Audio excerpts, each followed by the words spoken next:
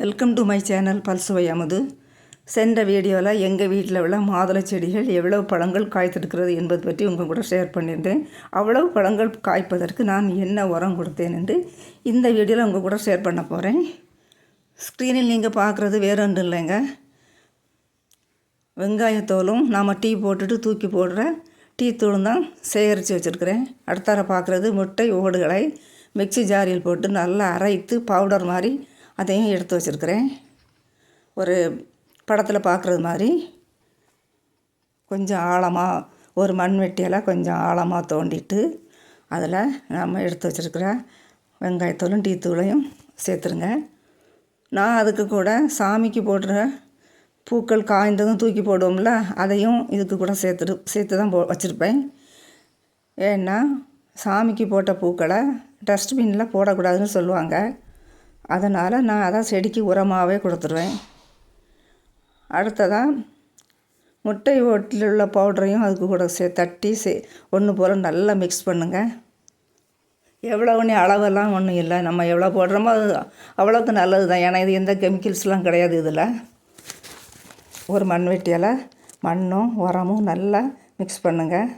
எவ்வளவுக்கு எவ்வளவு நம்ம நல்லா மண்ணோடு மிக்ஸ் பண்ணுறோமோ அவ்வளவு சீக்கிரமாக அது மக்கி உரமாகி நல்ல பலன் கொடுக்கும்.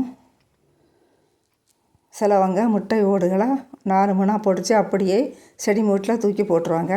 அதனால் எந்த பிரயோஜனமும் இல்லைங்க. அது 2 மாதம் ஆனாலும் மக்காது, அப்படியே தான் கிடக்கும்.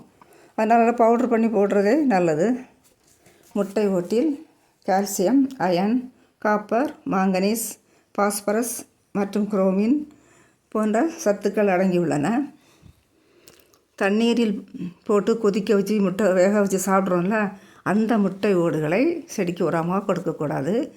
ஏனெனில் தண்ணி கொதிக்கும்போது முட்டை ஓட்டினுள்ள சத்துக்கள் அழிந்துவிடும்.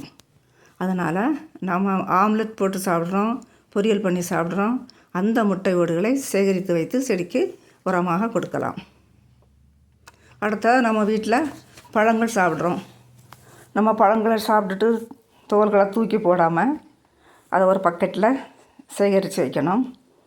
வாழைப்பழத்தோல், மாம்பழத்தோல், ஆரஞ்சு பழத்தோல், மாதுளம்பழத்தோல் இவைகளோடு காய்கறி கழிவுகளும், அரிசி கழுவிய தண்ணீர், பருப்பு கழுவிய தண்ணீர் எல்லாம் சேர்த்து ஒரு பக்கெட்டில் சேகரித்து வைங்க. அது தோல்கள் மூழ்கும்படியாக தண்ணீர் ஊற்றி வைக்கணும். ஒரு வாரம் கழித்து கையால் நன்றாக பிசைந்து வேஸ்ட்டுகளை தூக்கி போட்டுட்டு அதுக்கு கூட நேருக்கு நேர் தண்ணி சேர்த்து செடிக்கு உரமாட்டு கொடுங்க. எவ்வளோ தண்ணினாலும் கொடுக்கலாம். இது இந்த மாதுளம்பழத்துக்கு மட்டும் இல்லைங்க, இது கீரைகள், பூச்செடிகள், குரோட்டன்ஸ் எல்லாத்துக்குமே கொடுக்கலாம். ஏன்னா இதில் எந்த கெமிக்கல்ஸும் கிடையாது. இப்படித்தான் நான் இயற்கை உரங்களை செடிகளுக்கு கொடுத்து நல்ல பலன் அடைகிறேன். உங்கள் வீட்டில் நீங்களும் செடிகள் வைத்து வளர்த்தீர்களானால் இப்படி இயற்கையான உரங்களை கொடுத்து நல்ல பலன் அடையுங்கள். நன்றி.